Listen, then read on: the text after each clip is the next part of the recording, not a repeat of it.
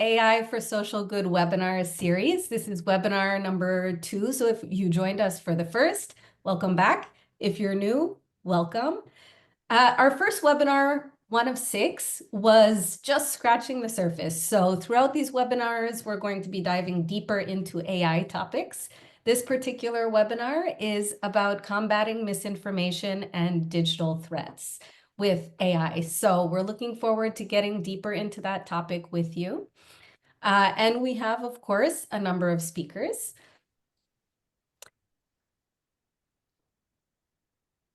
Yes. So these webinars, as I mentioned, it's a partnership. We have 6 partners, and lucky for you guys in the audience, we have both IOM and the Lotus Flower that are going to be sitting on our panel today to tell you a bit more about this topic. But we also have Globe Ethics, Institute for Global Negotiation, the CALP Network, and the Co-Foundation Initiatives of Change. And all of this is supported by Microsoft Philanthropies. So this is just the second webinar. We have 4 more to go. And really the purpose of this series is to be non-technical, but still look at AI from multiple perspectives, right? So that we can better equip ourselves as a nonprofit community in terms of facing the future, where AI is inevitably going to play a role in our everyday life and work. So pleased to kick this off with you guys today on misinformation and digital threats with AI. Today's topic, housekeeping.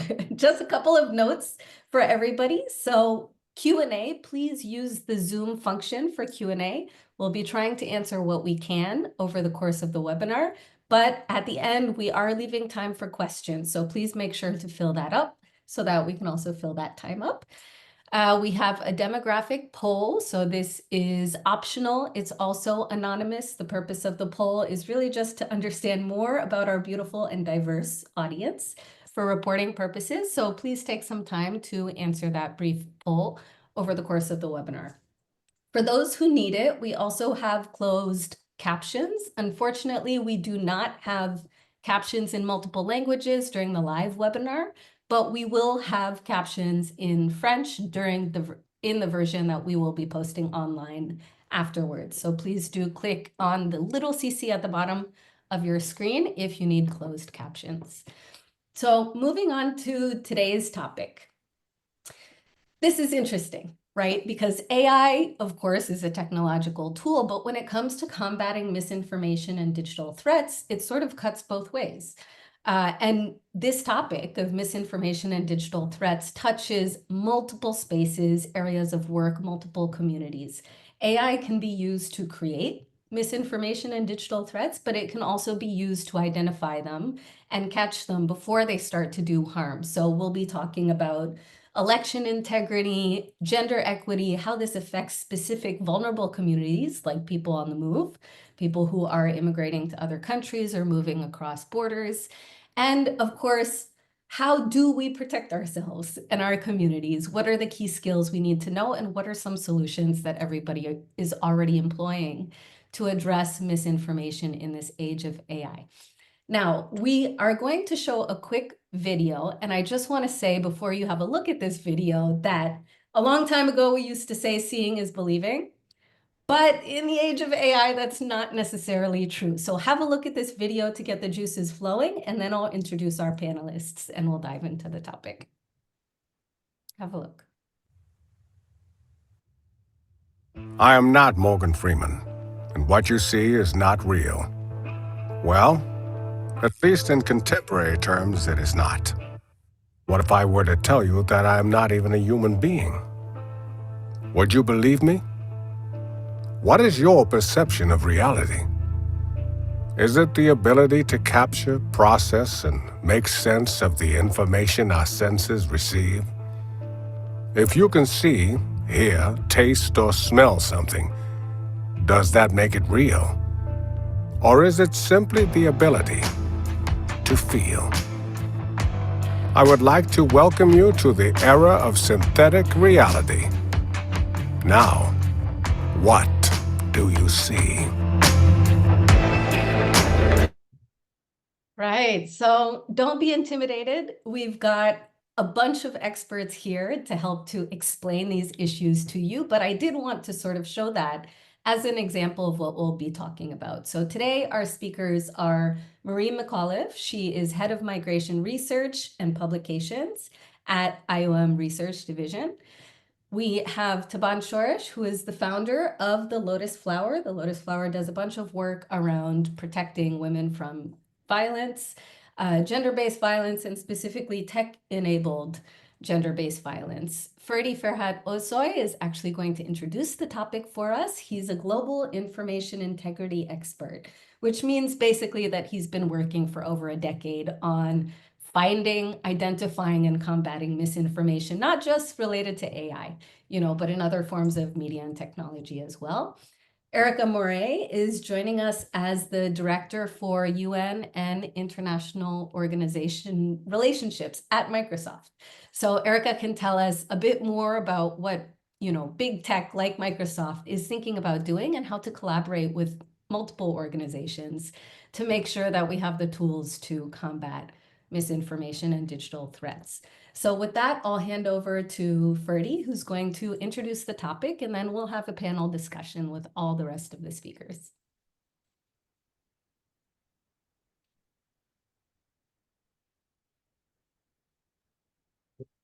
Hi, everyone. I think I am sharing my screen at the moment. Yep, you're Just good. to be sure, perfect. Hi, everyone. My name is Ferdi Farhad Oso. I spent a decade working in journalism, civic tech, and platform accountability. Most recently, I served as the Deputy Director of the International Fact-Checking Network. Before that, I had the opportunity to co-found Turkey's first fact-checking organization, Doğruluk Payı. It's been quite a journey in this landscape, and I've seen a lot of change, not only in scale and speed of the misinformation, but also how our information spaces have become more fragmented, emotionally charged, and often weaponized. These challenges are increasingly being used to fuel division, not by just spreading false information, but by eroding trust and encouraging people to turn against one another. I was just trying to figure out my keys over there. Sorry about that. So why does this conversation matter? So my role today is to offer a global view of how misinformation is evolving across regions, across platforms, across political contexts. Misinformation might appear local, but the tactics, narratives, and amplification strategies behind it are increasingly globalized and weaponized. We see same storylines about power, fear, control, replicated across borders. These narratives can be urgent issues like migration, climate change, global health, war and displacement, and even technology itself. With the rise of AI and the constant reshaping of the ecosystem, the information ecosystem, these challenges are accelerating. The speed, the scale, and the emotional intensity of the misinformation is outpacing our traditional responses to it. That's why we need a coordinated approach, one that spans across sectors and countries, and that one is grounded in values, transparency, and accountability, and absolutely trust. So a core challenge of misinformation, the fight against misinformation, is understanding its shape. On the screen right now, you see 7 types of misinformation. I'm not going to go through all of it. It's going to take a minute to read them out, and it's going to take a time from our conversation. But as I go through this, please take a look at the screen and just go through the list. This is a widely used framework from First Draft, outlines 7 types of misinformation. That's from satire that's misinterpreted to fabricated content that's intentionally designed to deceive. So we have content that's fabricated content, completely false, often designed with intention to cause harm. Satire content cannot intend harm, but still mislead if shared out of context. But manipulated videos or deep fake videos may require technical solutions, right? While misleading content or false context might call for more of public education or a journalistic approach. Having this shared language helps global actors, fact checkers, and platforms to identify and compare across regions and design more effective interventions. So how do we apply this shared language in our practice? Tackling misinformation today means bridging local context with global patterns. Narratives may take root in one country, but the playbook is remarkably similar across borders. Their emotionally charged content, misleading visuals, repackaged fears. And it's getting worse as we are expanding the technology on our information spaces. Now, coordination is essential for this. Networks like the International Fact-Checking Network, the European Fact-Checking Standards Network, African Fact-Checking Alliance, Arab Fact-Checking Network, Latam Czechia. These are organizations around the world who are helping ensuring that responses to misinformation don't happen in those silos. I want to highlight the IFCN here because it kind of brings most of these structures together. Many years ago, a few organizations, then was only 1510, came together and said, hey, we should do this every year. Come together every year to share our experiences and learn what we have done. And that turned into an event called Global Fact. That community grew, and today the International Fact-Checking Network has 180 organizations fact-checking around the world in 80 different countries. Now, what brings them together is very significant. One of the most significant contributions of the IFCN is the Code of Principles. It sets a global standard that hundreds of organizations voluntarily commit to. The code outlines 5 key principles: nonpartisanship and fairness, transparency of the sources, so people know where you get your sources, transparency of funding and organization, so people understand how you are running your organization, your methodologies, your correction policies. These are just not words on paper, but organizations go through this detailed independent vetting process to demonstrate these standards. It's a serious commitment, and one that upholds trust in this deeply polarized environment. These organizations bring these principles into the work that they do every day. So despite the incredible progress fact checkers have made around the world, the ecosystem is under pressure. First, generative AI has accelerated the production of misinformation. It's now cheaper, faster, more personalized. Deepfakes, synthetic websites, these are no longer future threats. They're the reality of today. At the same time, platforms are scaling back their support. Many fact checkers are relying on funding and distribution with partnerships amongst big major tech platforms. Those contracts are reduced or eliminated, which brings the visibility of these work drops and the reach suffers. We're also seeing an increase in legal harassment, online abuse, coordinated smear campaigns. This is especially true in fragile democracies and highly polarized contexts. And finally, sustainability is a major problem. Many of the fact-checking teams are small, they're underfunded, they're stretched thin. Burnout is real. These organizations are doing essential work, but they constantly need support, resources, and recognition to keep going. According to the fact checkers' State of the Report that the IFCN publishes every year amongst its network members, 90% of the fact checkers are concerned about this financial sustainability. 45% of their revenue was the Meta third-party fact-checking program. That said, AI is just not a threat, it's also a potential multiplier. Around 30% of the organizations in the network have integrated AI into their workflows, text triage, translation, tech detection, even automated claiming matching. The key is ensuring that fact checkers, especially in these low resource environments, have equitable access to resources and tools and the training they need to do their work effectively.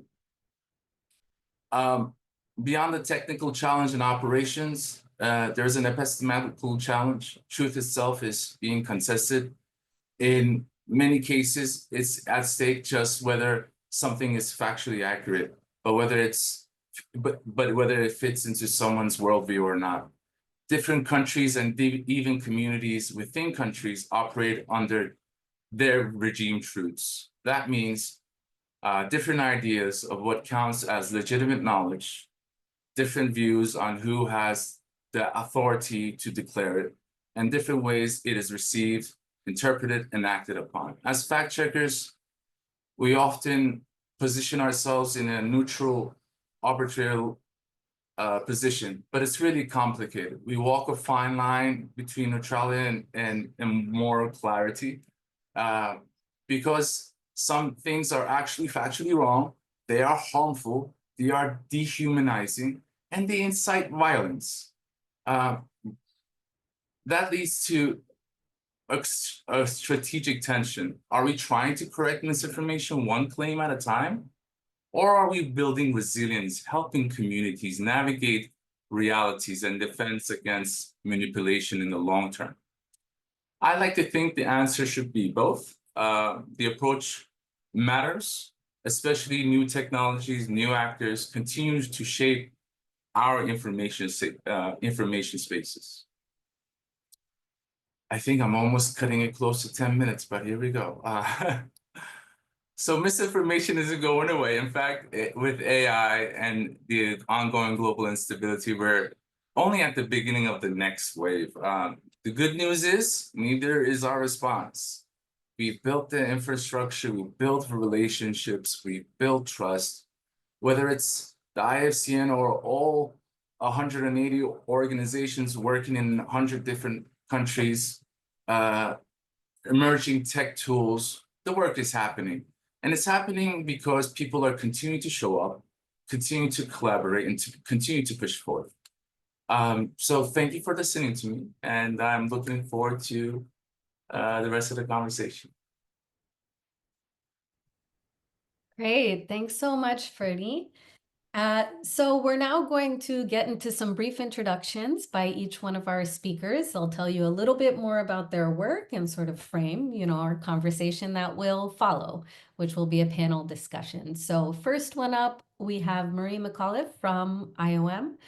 Marie, over to you.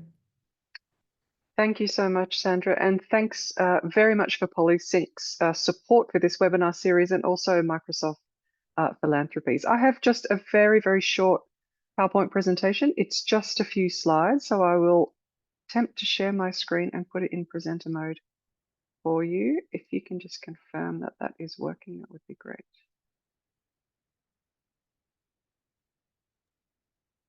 We have, here we go. Good to go. Okay. And this is just a something that we all know, we all feel, unfortunately, and to build on Ferdy's presentation, we have really seen the ecosystem around misinformation and disinformation on migration increase tremendously. It's one of the key sort of salient issues that is subject to mis and disinformation all around the world in different settings, geographic settings, in different thematic areas. We're seeing it increase, particularly because the prominence of international migration has really increased in international and national level discussions and debates. What that means too, and again, following on from Ferdy's introduction, is we're seeing that rigorous evidence-based analyses are being diminished. Opinion is promulgating, and then there are nefarious actors who are twisting the truth, misrepresenting some of the very basic key facts that have accumulated along with data research and analysis over time.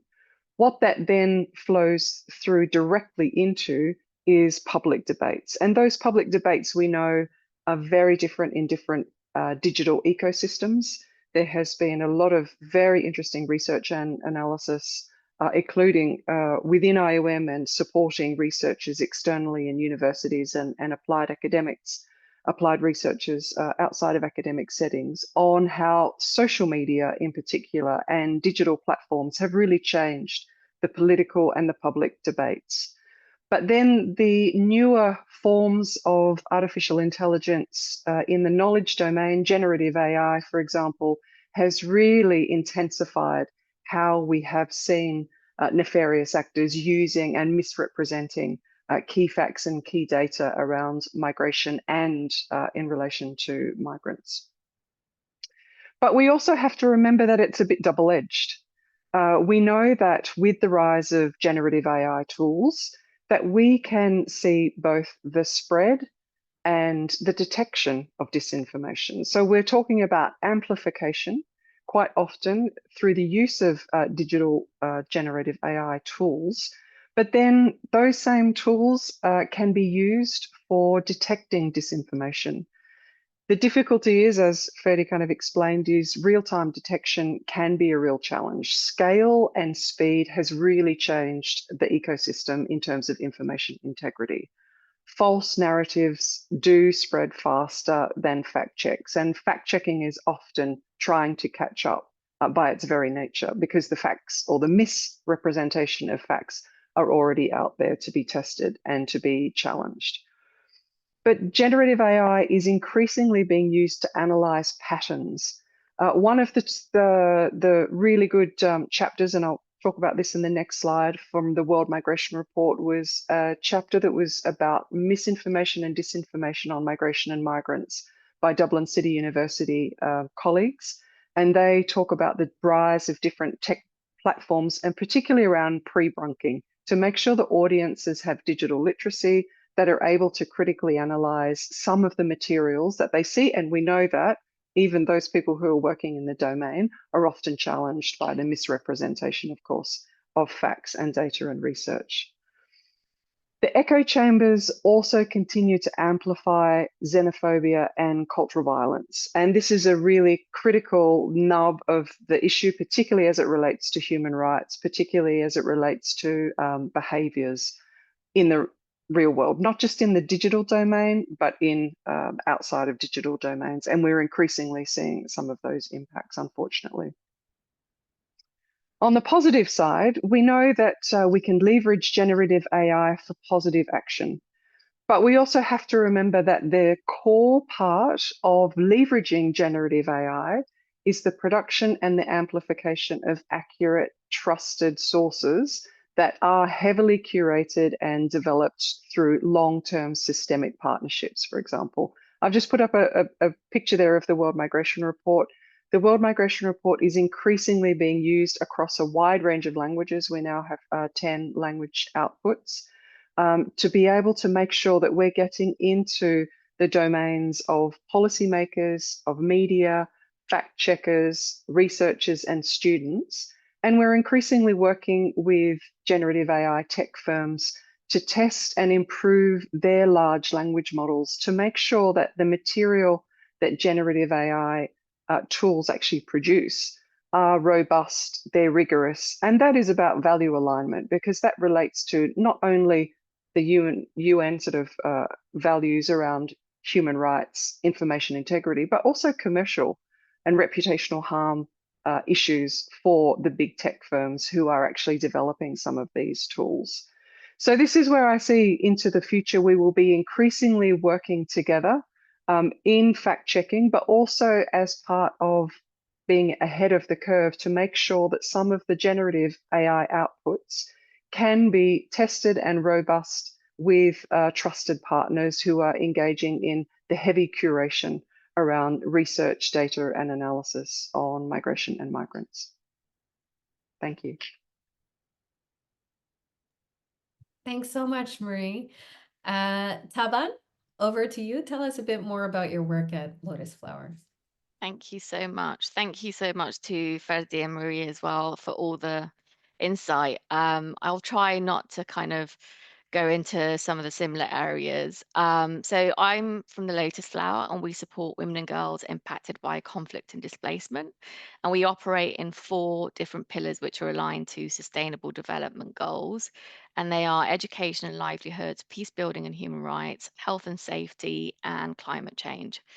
And in all those areas, obviously, we focus on gender equality, but also where we can, we'll really try and focus on where we can bring in technology and digital solutions. So we co-create and are very community-led. We listen to the needs of our community and build with them. To date, we've managed to reach 92,000 women and girls and community members. And we've got extensive experience in working with gender-based violence. Before the humanitarian and development sector, around 10 years ago, I used to work in tech and digital space. And for me, I think it's a very, very important area that we focus on and make sure that nobody's left behind. And while we're looking at all the great opportunities that tech and digital brings, it also brings some areas of potential dangers that we need to be very aware of. Projects that we'll go into later on, but we've kind of implemented already in the region are Cyber Sisters, Coding Sisters, and Cyber Sisters is around digital security for women and girls in the region. Coding Sisters to make sure that they're included in the environment. And we advocate for digital inclusion and currently the dangers of AI on gender-based violence. So I'll be going into this a bit more, hopefully, in the Q&A, but looking at the dangers of AI, especially around deepfakes and misinformation and cyber abuse. We saw from the video earlier around Morgan Freeman that wasn't Morgan Freeman.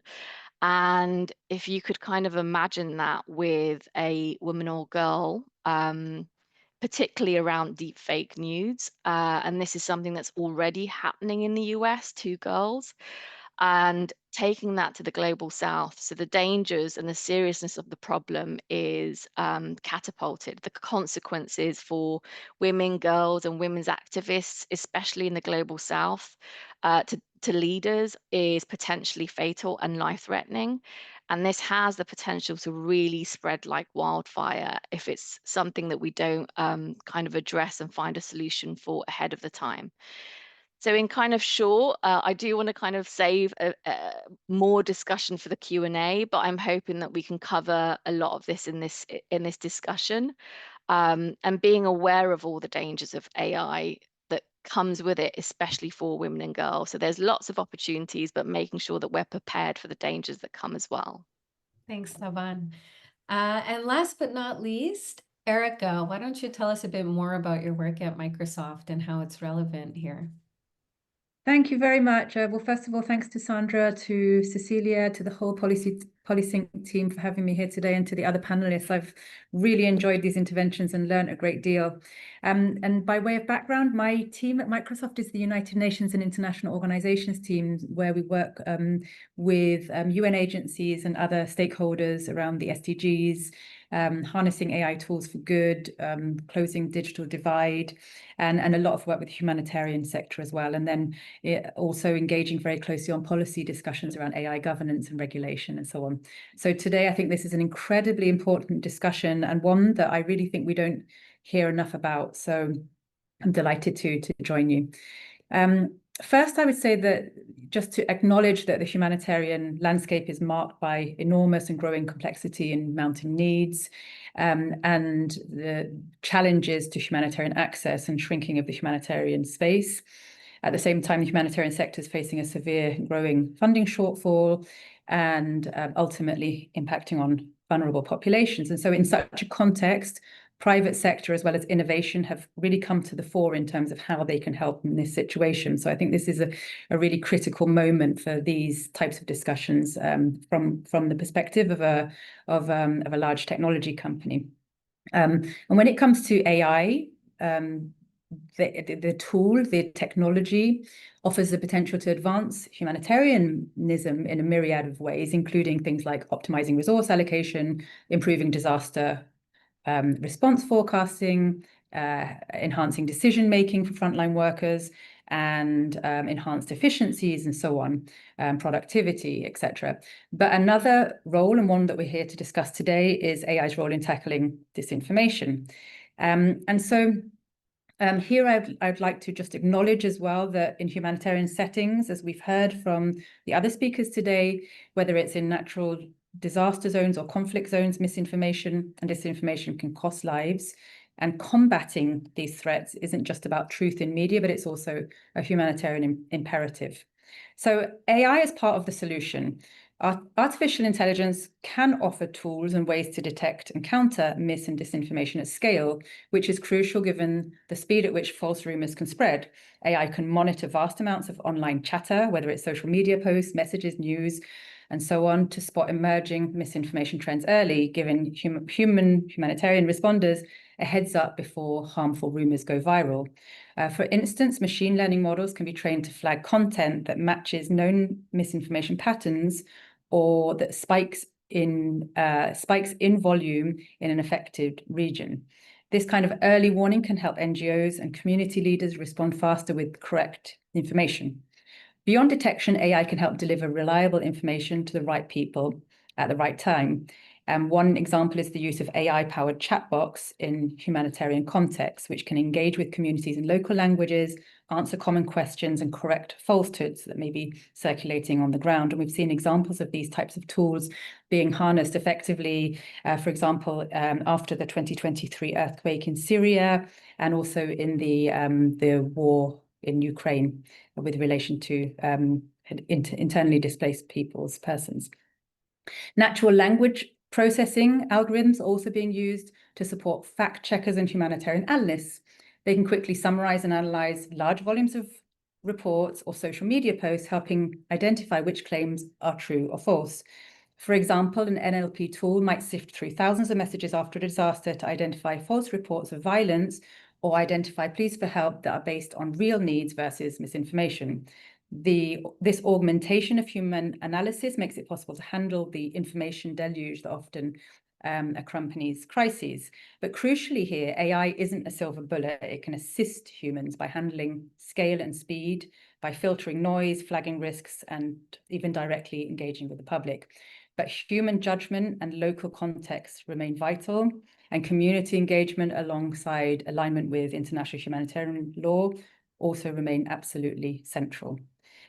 So I just wanted to finish by sharing a few examples of Microsoft's contributions in the technology, but also policy and regulatory space.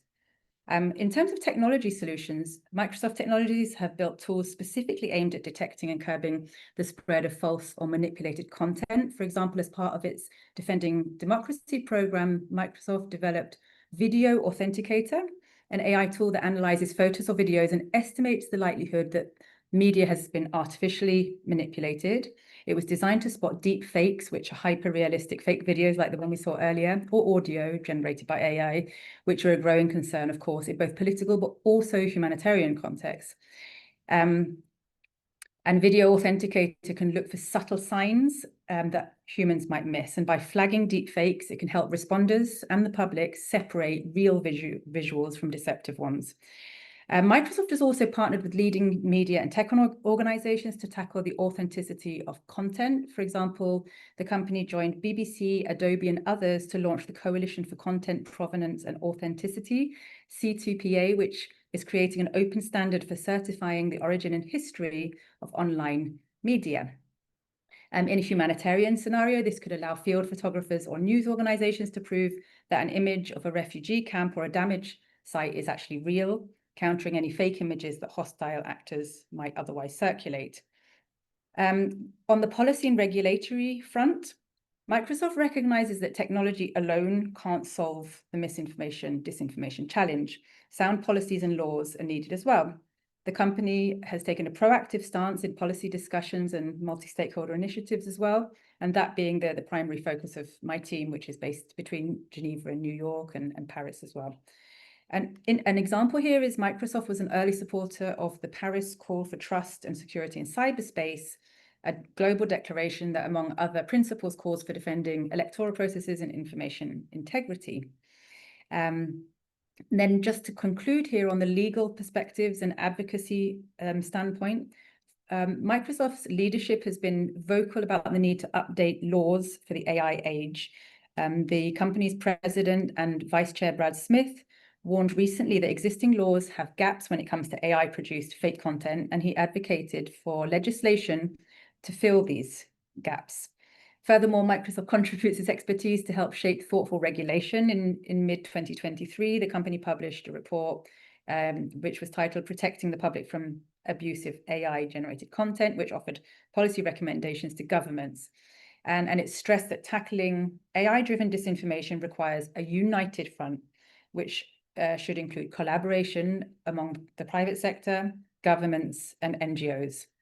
And so in conclusion, I would say that a multi-pronged approach is really vital here, and I think others have also alluded to this. So innovating on technology to detect fakes, verify truth, but also participating in policy partnerships to contribute to the setting of norms and standards, advocating for legal frameworks to ensure there is actually teeth to enforce against abuse.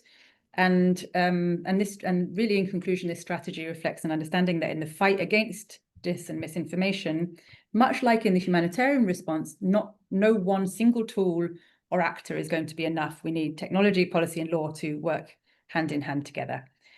So I think I'll conclude there, but I would just really reiterate once again that for this NGO audience today, I would like the key takeaway to be that we have more allies, more partnerships and tools than ever in working together against this growing and complex threat.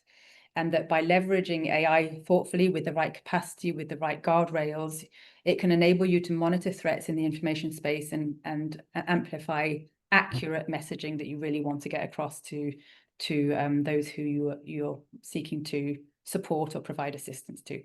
So back to you, Sandra. Thank you again. Thanks so much.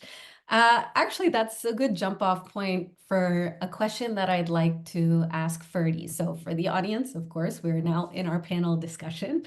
But Ferdy, in your presentation, I saw you put that collaboration is an asset, and this is sort of what Erica was alluding to as well. How do you, but practically speaking, right?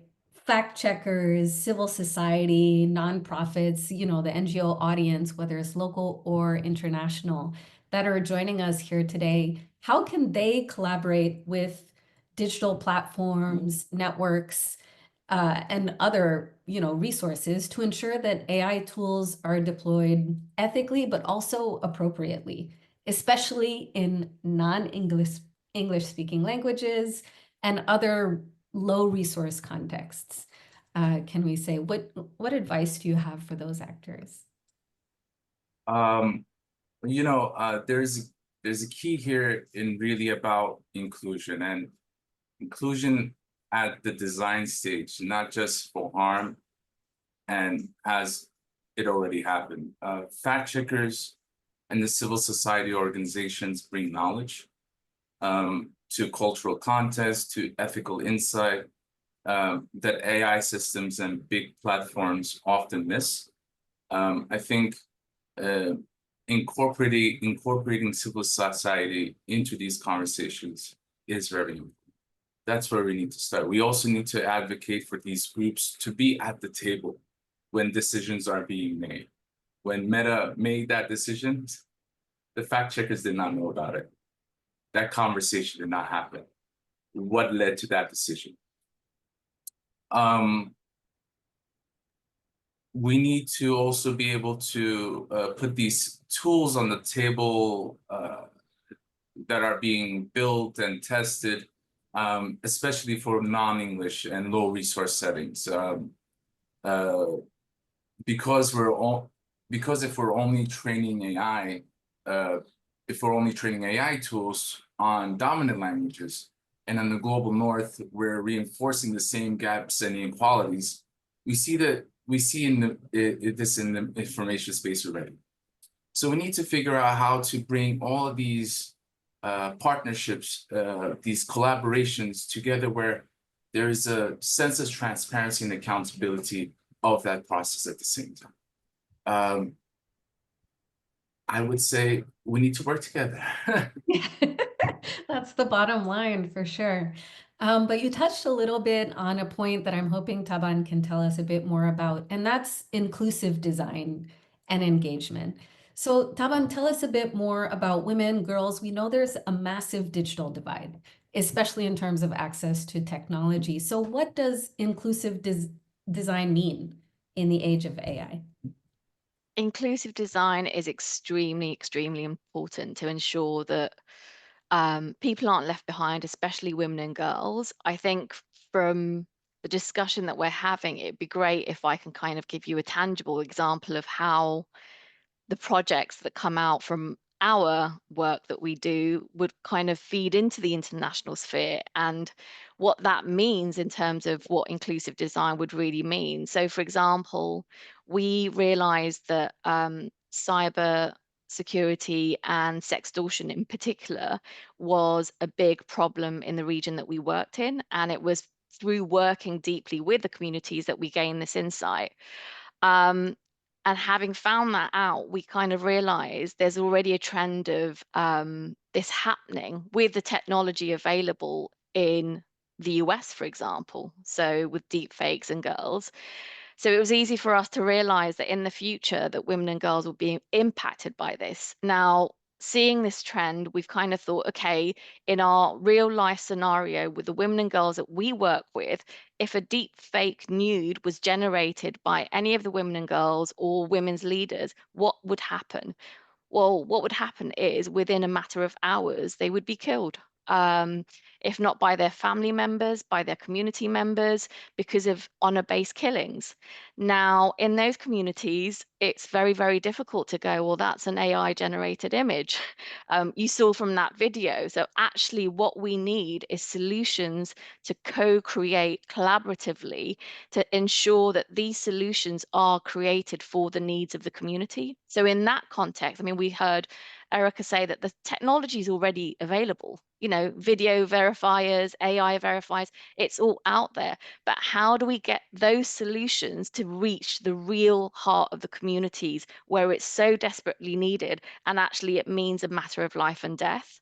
So for me, co-design is building bridges between these different sectors, these different communities to allow us to talk to each other and build solutions that won't just help one particular region.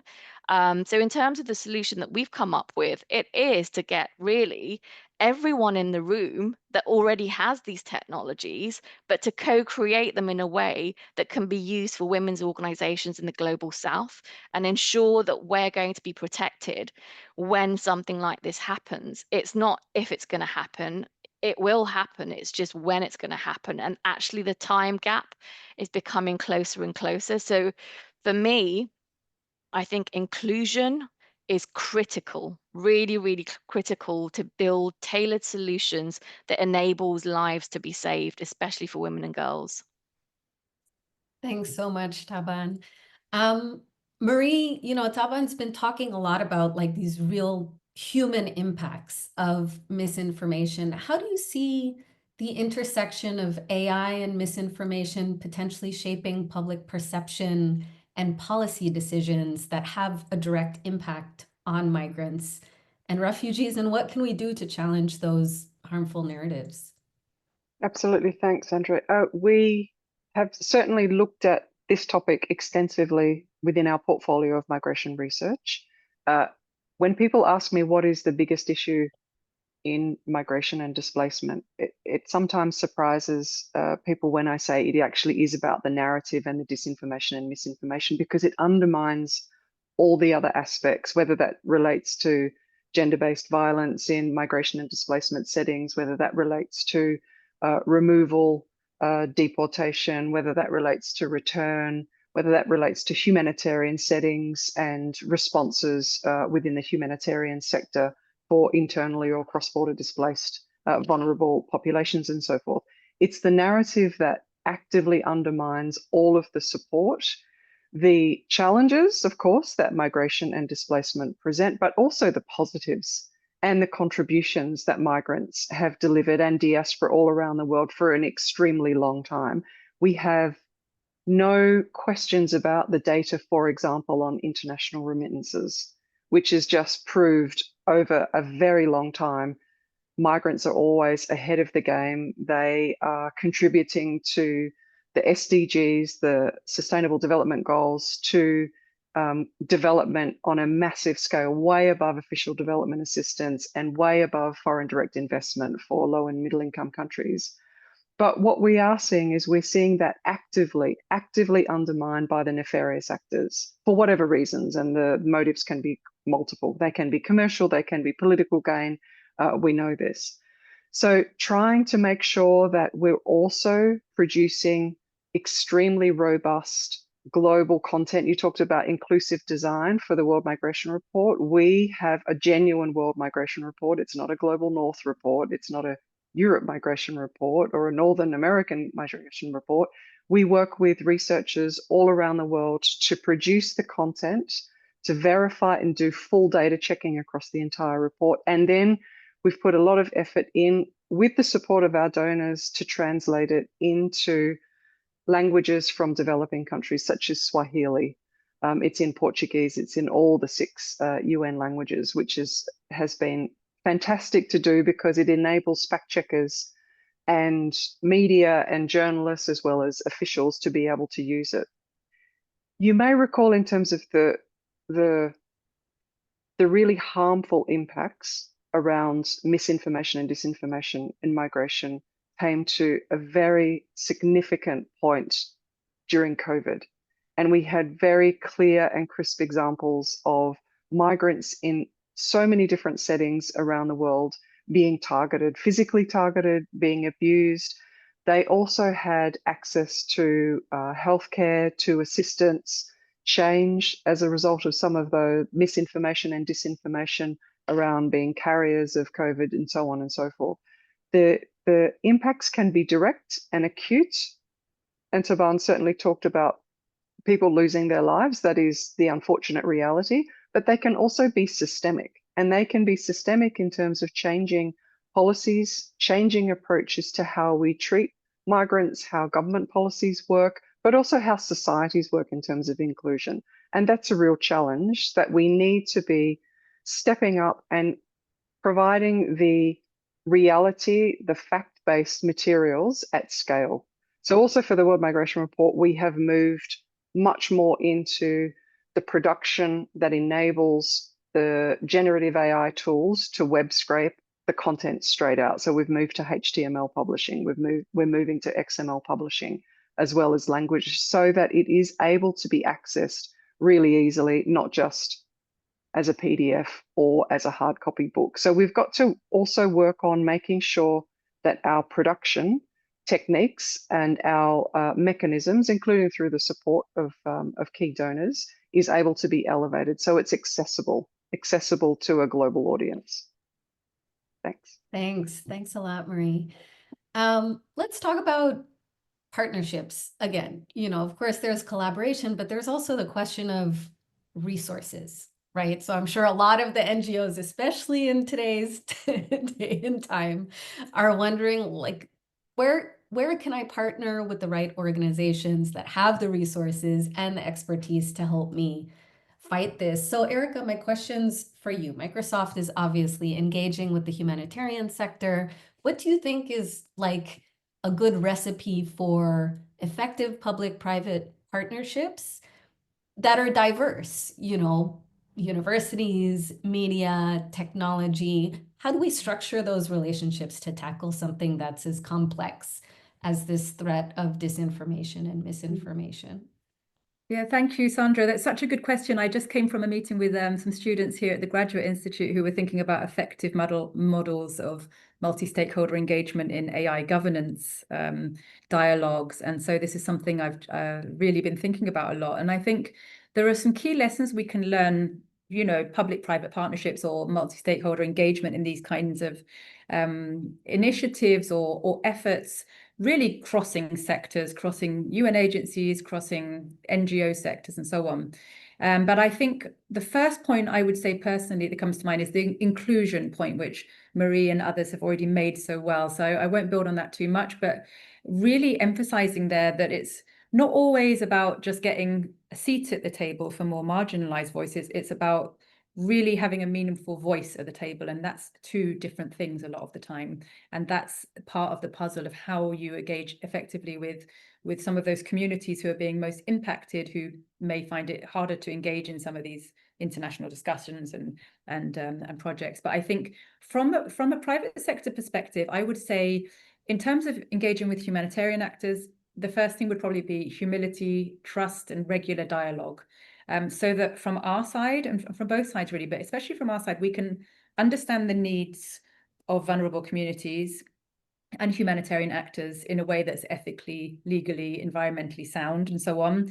And for us to really understand the humanitarian principles, international humanitarian law, the do no harm principle, and that should be guiding what we're doing. And so their guidelines and guardrails are essential as well, to ensure that AI is aligned with IHL and the principles of humanity, impartiality, neutrality, and independence. And I think there we can really draw from some of the guidelines that are out there, whether it's from the excellent work that ICRC has been doing in recent years, OECD, UNESCO as well, and various others, the work of Sphere Standards or the Interagency Standing Committee, to name a few, are really important pieces of work there. Third, again, this has been mentioned already, but I want to reiterate it again, is this idea of co-design, community engagement, human-centered design, and so on. And in doing so, I think understanding the needs of vulnerable communities, but building capacity as well within humanitarian organizations is really vital. And a lot of the time what we hear is we don't even really know what we should use and how we should use it.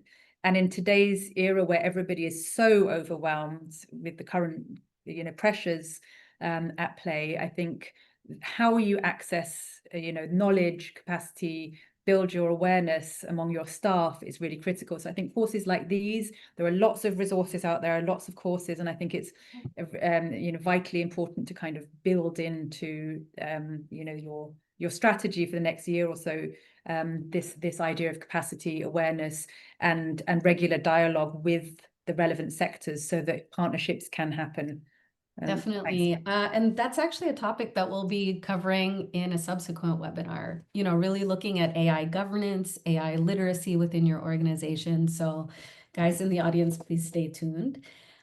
We do have some audience questions as we're running a bit low on time. I'd like to dive into those. So the first question is actually a really excellent, really practical question. And what I'd like to do is sort of ask everybody to answer vis-a-vis your own area of work. So the question that we've gotten from the audience is there any legal recourse or guardrails in place for fake or plagiarized content? And what recourse do individuals have, to any harm that's caused by fake news or deep fakes? So maybe Taban, we'll start with you because you provided a really specific example of this happening. So on this question of legal recourse, if something like that happens to you, what do you do? I think it's, to answer that question, you'd have to kind of look at each country and each area and each legal jurisdiction very separately. So it's difficult to kind of name one particular organization. Something might work in the UK or the US, but it's not particularly relevant to Iraq. So at the moment, there aren't many protections. I think also it's not just the legal recourse, it's also the cultural and social implications. There's no support systems to go to. We've only just started working with the police in the region and educating them about what's happening in this particular area. So even before the legal, there's lots of things that need to be done. And I think it's very, very regional specific. We were actually asked to submit a statement by the White House for it to be included in the UN Cyber Convention in December. Now, whether that goes through, we're not sure. So it's very difficult. And because it's such an ever-changing, fast-paced sector, it's kind of hard to keep the legals on top of it. But at the moment, there aren't any from what I know in Iraq, and it will be different in every other region as well. Yeah. Yeah, that's absolutely right. And I think you're spot on in terms of pointing out that massive gap. So Marie, working with migrants, people on the move, who often fall into sort of like gaps in the law and in policy in terms of recourse for anything. How does this question play out in your area of work? Well, and certainly I agree with Taban's response in terms of the jurisdiction. The jurisdiction issue, when you're looking at legal aspects, of course, takes primacy. But when you're looking at how people are moving and the ability for them to actually leverage generative AI technologies, this is particularly important around stories and making sure that those narratives are balanced. So we are seeing, say, for example, in media-related initiatives on migration and the support that generative AI tools can bring to those to ensure that the sort of the lived experience that migrants' voices and their experiences, their insights, their learnings, their knowledge is brought into the media ecosystem. Now, when I'm talking about the media ecosystem, I am talking about traditional media and journalism, but also in terms of social media. And we're seeing that is being used as a tool of empowerment. And generative AI, part of the beauty of some of the generative AI tools is that you may not necessarily need to be, a fantastic writer or a fantastic speaker, but generative AI tools can actually elevate your own experience as a migrant to be able to put it onto kind of like a bigger platform, a world stage that is then able to be accepted. And we're seeing that occurring in different ecosystems. We're working with some fantastic diaspora groups and young startups in Africa, in Eastern Horn of Africa, as well as in West Africa. And they're able to use and generate new materials, whether that is in relation to videos or art or storytelling, to be able to elevate their experiences and try and do some of that myth busting. And that's working really well, especially we have set up a Gender and Migration Research Policy Action Lab, very long name, GenMig for short. And some of our partners in GenMig are, they're young, they're very enthusiastic, they are very engaged in technology. And it's wonderful to see them leveraging some of this technology to get their stories through and cut through in terms of the different media ecosystems. So I see that as a very strong form of empowerment.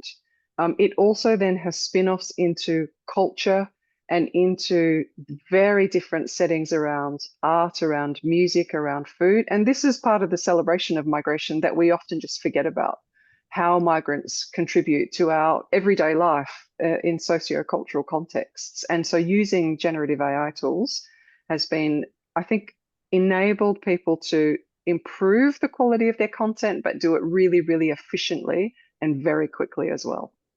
So that's a bit of a positive amongst all the darkness and disinformation. Well, solutions, not problems, right? That's what we should be thinking about. So we've just got 2 minutes left. We've been taking a few questions from the audience. I have a question, perhaps we'll start with you, Erica, or maybe we'll start with you, Ferdy. I think this is probably more up your alley, and then, I'll tap a few others for responses. But Ferdy, with AI constantly evolving, right? And of course, the networks that are fact checking are also constantly evolving. Looking to the future, what do you think some of the bigger emerging threats are in this particular space? And what practical, proactive steps can nonprofits take to protect themselves and the communities that they work with?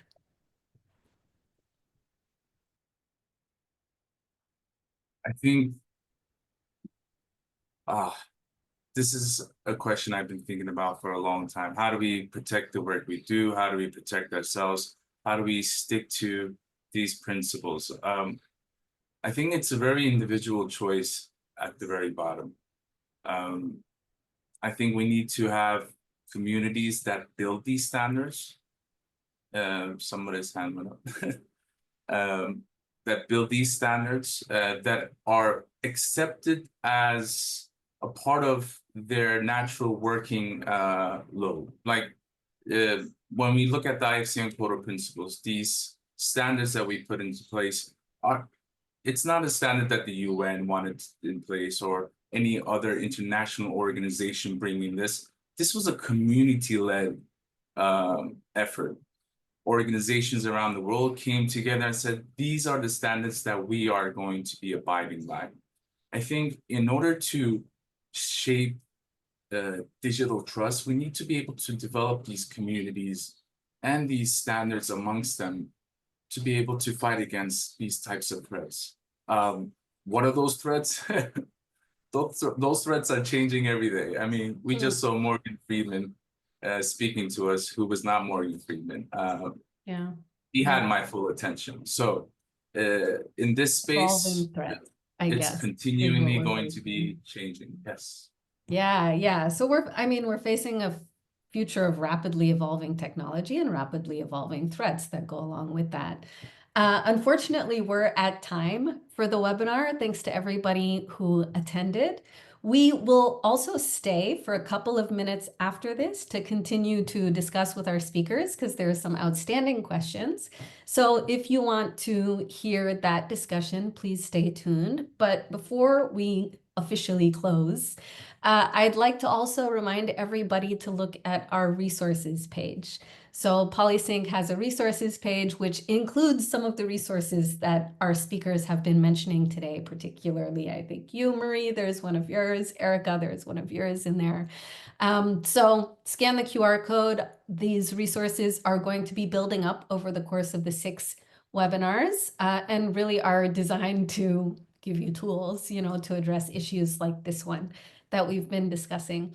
And of course, we have all of the other webinars. I believe our next webinar is on the 22nd of May. Let me just make sure that that's accurate. Exactly. Thursday, 22nd of May, we'll be talking about AI ethics and governance. So again, about what organizations should be putting in place governance-wise to face this future of evolving threats and evolving tools and technology. So with that, let's sort of circle back to the conversation. I'm sorry we had to have that little interlude, but for everybody who's still tuned in, wants to hear what you guys have to say. Erica, how about you? How are we adapting and what partnerships should we try and put in place to face this future of potentially evolving threats and very rapidly evolving technology? Oh, thank you. So back to the question we just had, right? Because I think that's a really interesting one. Yeah. So I'll take a stab at sharing a few thoughts as well.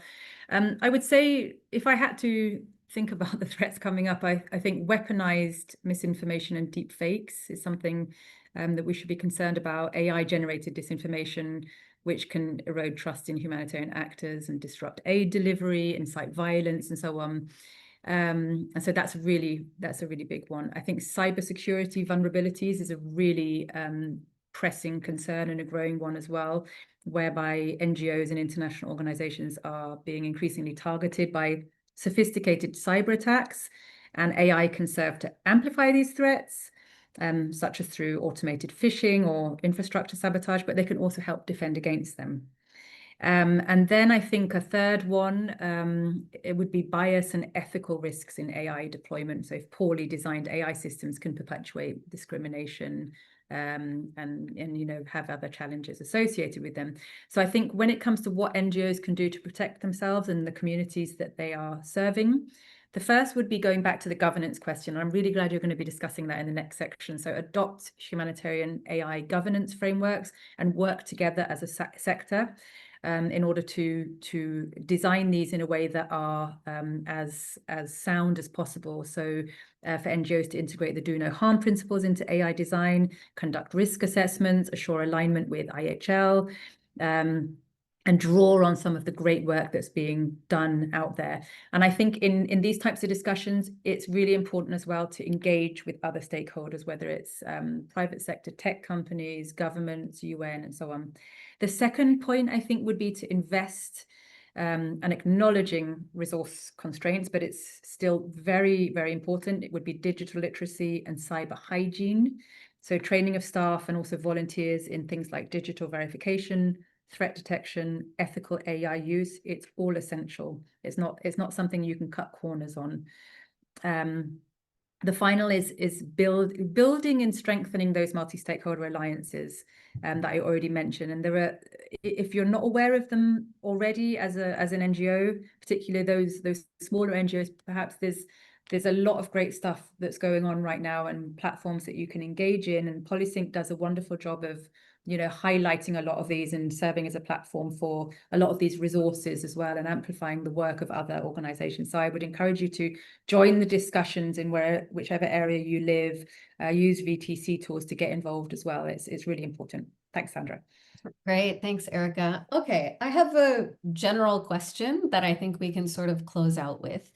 A lot of nonprofits, lack the technical capacity, the know-how, maybe the financial resources, to start to adapt in the ways that they need. So going one by one, speaking for your own organization and the partners and networks that you work with, let us know, how can funders in the tech community better support organizations that are working to combat misinformation?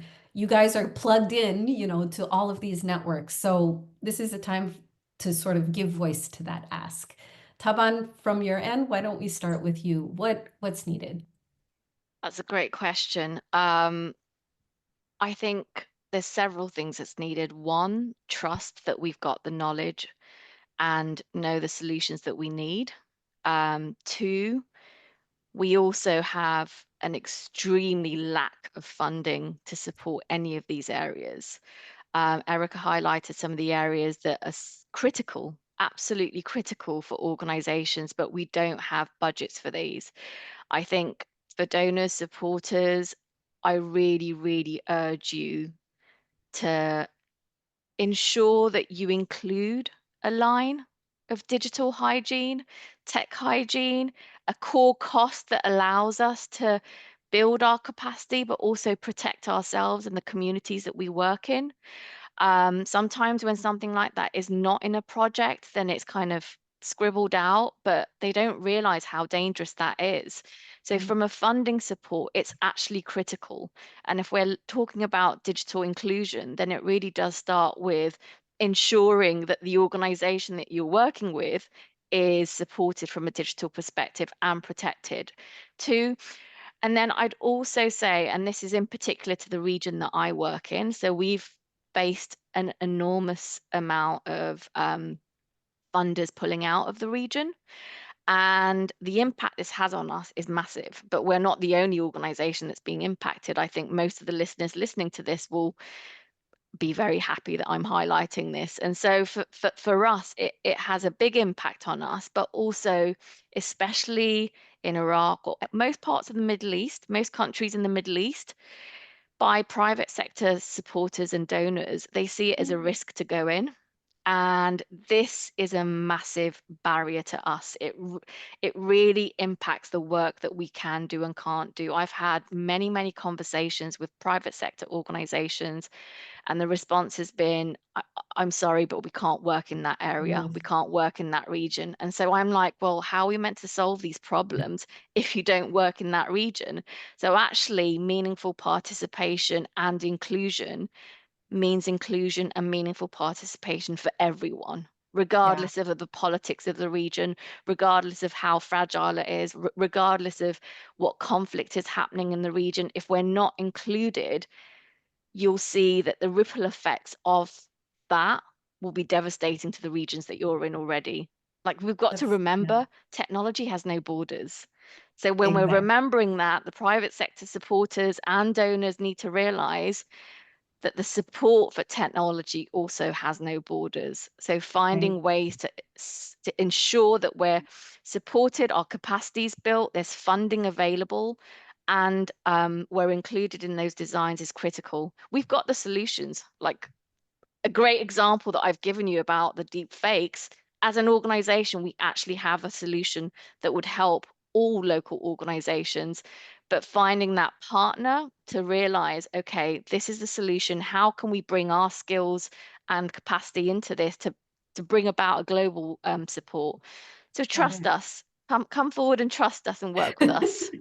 Yeah, well, and Taban, you brought up a really good point, which is that the problem is only going to get more resource intensive and expensive the longer we leave it and that we don't engage, you know. But different organizations have different needs, and the different communities and populations that those organizations work with also have different needs. So Marie, from your side, for Sure. organizations like IOM, what do you need to engage better, you know, in this space and protect communities? One of the things that I think we always sort of skip over, and I understand why we skip over it, but focusing on low cost, high impact initiatives. So if you think that the problem lies in with a particular generative AI tool or a particular AI tool, go to the developers, go to the tech firm, work with them as best you can, contact them on, you know, various platforms, and do pro bono work that is value aligned to try and improve things, which doesn't cost very much money, but you have to be kind of persuasive and quite persistent at times, and so on and so forth.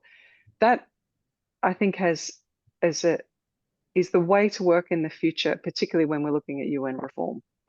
We often do partnerships that are not based on money, but they're based on trying to improve tools, outputs, delivery, and so forth together. And we work across with the big tech firms and so forth. The other aspect that is really critically important that Taban touches on is the geography and being very deliberative in terms of inclusion, because it's not that difficult. It means just thinking much more broadly and outside of your normal comfort zone. One of the most influential narrative tech influencers that we've worked with is someone who's an FGM advocate who's only online because has no mobility whatsoever because she's in Dadaab refugee camp, so actually can't leave, and is intergenerational immobility, but is profoundly influential in terms of advocacy across digital platforms as well as in Dadaab for FGM mechanisms and solutions and supporting young girls and families and so forth. So just thinking sometimes outside the box and listening to people, understanding what the issues are and the problems are, helps you to then work together through partnerships to formulate some of the solutions. And we're often, and you know, we're in a global position here. We work globally on migration, but the local counts. And if you can start by working with a community and a local actor sort of partnership arrangement, then things can grow and can be scaled up. But you can't just keep thinking about it as a big regional issue or a big global issue without understanding the human impact. And changing lives starts with each life and each family and each community. And I think that's the way that we tend to work most effectively when we are engaging on those sorts of issues. That's really helpful and encouraging. I love the story of the influencer from Dadaab. That's inspiring, honestly. But I think we tend to forget, you know, that what this digital age gives us is heaps of tools that allow you to do that low cost, high impact work. But also, what I've observed in the aid sector is a lot of decision makers forget that everybody is engaging with the digital space, and people will be as creative as they want about it, you know. So for us to be engaging with them, you know, to combat false information, misinformation, but, you know, also to raise awareness with everybody else on what approaches they can take to combat misinformation is key. We've gone super over time. We still have a bunch of people listening, but unfortunately, I think our speakers are also busy people, so we may need to close out. Thank you so much to all of our speakers. Thank you so much to the audience for tuning in. And don't forget, next webinar is going to be on the 22nd of May.